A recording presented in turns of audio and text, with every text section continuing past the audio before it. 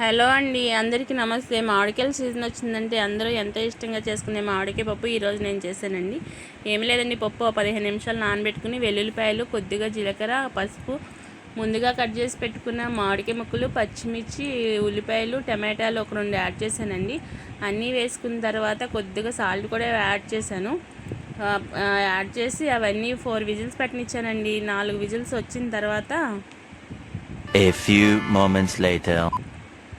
పప్పు మెత్తగా ఎనుపుకుని బాండి పెట్టి ఆయిల్, ఆవాలు, జీలకర్ర, ఎండుమిరపకాయలు, కరివేపాకు అన్నీ వేసి పోపు వేసుకుంటే ఎంతో గుమగుమలాడే మామిడికాయ పప్పు రెడీ.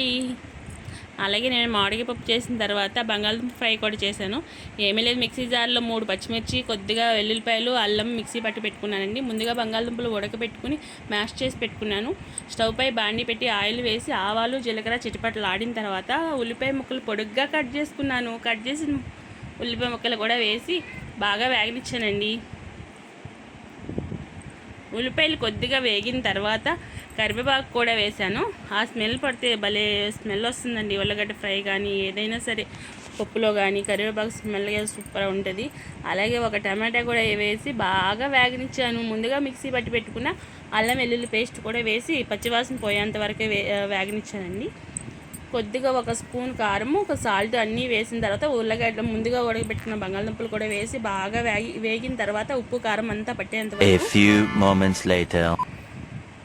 ఉప్పు కారం పట్టేంత వరకు వేయించి 10 మినిట్స్ సిమ్లో పెట్టాను. అంతే, గుమగుమలాడే బంగాళదుంప ఫ్రై రెడీ. Bye bye.